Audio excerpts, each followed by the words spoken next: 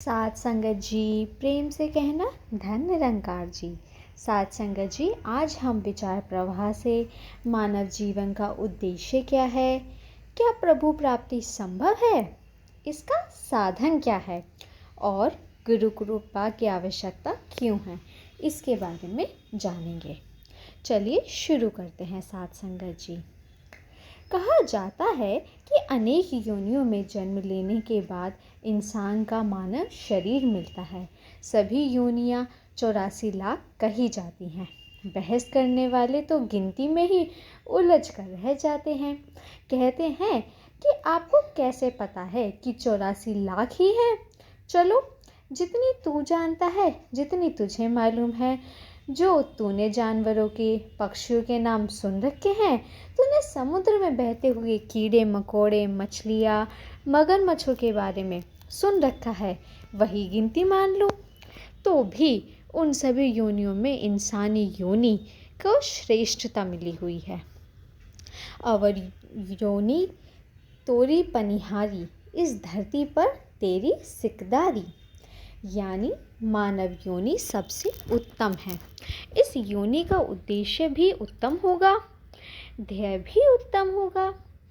यदि इस उत्तम शरीर को पाकर भी मानव वही काम करता रहा जो पशु भी कर लेते हैं, तो इस जन्म का सदुपयोग ही क्या हुआ। अगर ये मकानों के बनाने में ही लगा रहा तो फिर क्या विशेषता है। पक्षी भी मकान बनाते हैं, एक चिड़िया भी पेड़ की टहनी के ऊपर तिनका तिनका इकट्ठा करके बहुत खूबसूरत घोंसला बना लेती है। एक छोटी सी चींटी भी जो हमें बहुत मुश्किल से दिखाई देती है, वे भी कहीं न कहीं सुराख करके रहने का स्थान बना ही लेती है। अगर हमारे घरों में औलाद हो जाती है तो उनके घरों में भी हो जाती है। इसी तरह से बाकी जितने काम इंसान कर रहा है और तमाम उम्र उन्हीं कामों में लगा रहता है, वे तो बाकी योनियों वाले जीव भी कर रहे हैं, पशु भी कर रहे हैं, पक्षी भी कर रहे हैं। पशुओं को एक और काम भी इंसान ने अपना लिया है। पशुओं की तरह एक मांस के टुकड़े को देखकर एक दूसरे पर झपट पड़ते हैं, एक दूसरे को लहूलुहान कर देते हैं। फिर कहाँ पर अंतर रह गया, कहाँ पर इंसान की महत्ता रह गई। इसकी महत्ता तभी है जब ये निराकार परमात्मा से नाता जोड़ ले। यही मानव शरीर का ध्येय माना गया है। इसी से मानव तन की महत्व है। जैसे एक बर्तन होता है जिसमें बहुत कीमती चीज़ें पड़ी हुई हैं, तो उस बर्तन को भी कीमती पड़ जाती है, कीमत बढ़ जाती है। उस बर्तन की बहुत संभाल, बहुत निगरानी की जाती है। लेकिन जिस बर्तन में कूड़ा करकट पड़ा हुआ होता है, हम जानते हैं कि उस बर्तन की कोई परवाह नहीं होती। इसी तरह से हम जो ये मनुष्य तन मिला है, इसका मोल पड़े बिना रह जाता है। यदि निराकार प्रभु को, हरि ईश्वर को प्राप्त नहीं करते, इसी बात को मानव ने सब ज़्यादा तरजीह देने की। इस जीवन में निराकार प्रभु की जानकारी प्राप्त करनी है, ब्रह्म ज्ञान प्राप्त करना है। ये अवसर है, बारी है, जिसे व्यर्थ नहीं गंवाना। ऐही तेरी अवसर, ऐही तेरी बार। तुझे अवसर मिला है, ये तेरी बारी है कि तू अपने आप को जान ले, अपने कादर को जान ले। बाइबल में भी कहा गया है कि नो दाई सेल्फ, कि अपने आप को जानो, अपने आप की पहचान कर कि तू इंसान है, तू है क्या। ये जो तेरा शरीर सामने नज़र आ रहा है, क्या सभी कुछ यही है। शरीर का तो हम जानते हैं, कुछ अंग हैं, आँखें हैं, ज़ुबान है, हाथ है, कान है, पाँव है, उंगलियां हैं, बाल हैं, आदि आदि। ये सभी कुछ तो वैसा का वैसा होता है। लेकिन जब श्वास छूट जाते हैं, शरीर तो वही रहता है, अंग भी वही रहते हैं, लेकिन फिर वह शरीर कुछ काम नहीं कर सकता। उस शरीर का कोई मोल फिर बाकी नहीं रह जाता। शरीर की अज्ञानता ये है कि वह अपने शरीर को ही मान बैठा है कि ये शरीर ही है। ये शरीर तो हमेशा रहने वाला नहीं, ये तो 5 तत्वों का पुतला है। जब इन 5 तत्वों से इसका नाता टूट जाता है, इसका अंत हो जाता है, तो मनुष्य वास्तव में है कौन? इसके कारण इस शरीर में हरकत है।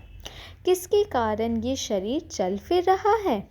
जब कहता है कि ये मेरा हाथ है, मेरा सिर दर्द हो रहा है, मेरे पाँव में दर्द है, ये मेरी आँखें हैं, मेरे कान हैं, तो फिर ये शरीर से अलग कोई है जिसके ये हाथ, पाँव, आँख आदि हैं? कौन कह रहा है कि मेरी आँख, मेरा कान?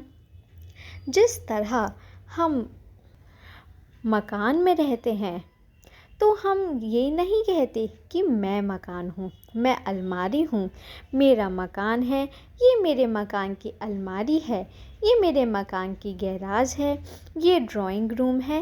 इस तरह ये मेरे अंग हैं। जिस प्रकार में मकान नहीं, उसी प्रकार में शरीर भी नहीं। यह कौन है जो मैं कह रहा है? इसकी हमें पहचान करनी है कि ये मूल कौन सा है, ये सूत्र कौन सा है जिसकी बदौलत शरीर में हलचल होती है। शरीर का चलना फिरना, उठना बैठना उस शक्ति को जानता है। वह चेतन सत्ता कौन सी है जिसकी बदौलत शरीर की कीमत है? इस आत्मा की पहचान, इस परमात्मा की पहचान अगर नहीं की तो फिर क्या लाभ? जब मूल सत्य परमात्मा की पहचान हो जाती है, फिर अपने आप को पहचान हो जाती है कि मैं केवल ये बाहर से नज़र आने वाला स्वरूप ही नहीं, केवल ये शरीर ही है। मैं असल में एक ऐसी सत्ता हूँ जो इस प्रभु, इस हरि का ही नूर है, इसी का अंश है। इस जानकारी से ही मनुष्य योनि की कीमत बढ़ती है। इसी के कारण मानव शरीर का महत्व है। अब प्रश्न ये है कि ईश्वर की प्राप्ति कैसे हो? जैसे हम स्कूल में पढ़ते हैं, जिस टीचर के पास जिस विषय का ज्ञान है, जिसको वह पढ़ाने आते हैं, जिसे उसे इल्म का वाकिफ नहीं है, वह मैं विद्या प्रदान करते हैं। इसी तरह जिसके पास प्रभु का ज्ञान नहीं, वह हमें इसका ज्ञान प्रदान नहीं कर सकता। इस ईश्वर के साथ हमारा नाता जोड़ सकता है, लेकिन बात इतनी है कि आपने चाहना, अपनी जिज्ञासा भी हो। अगर आत्मज्ञान की जिज्ञासा नहीं, तो मनुष्य दलीलों में पढ़कर इस अमूल्य वस्तु को प्राप्त नहीं कर पाता, जिस जिज्ञासा की बहुत ज़रूरी है।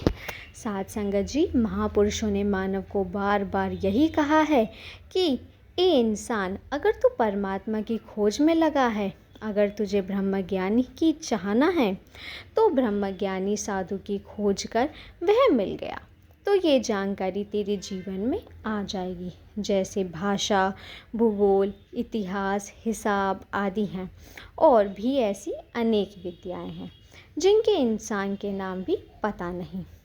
इतनी साइंस और इतने टॉपिक्स हैं, लेकिन क्या हम कभी हिसाब को ढूंढने जाते हैं?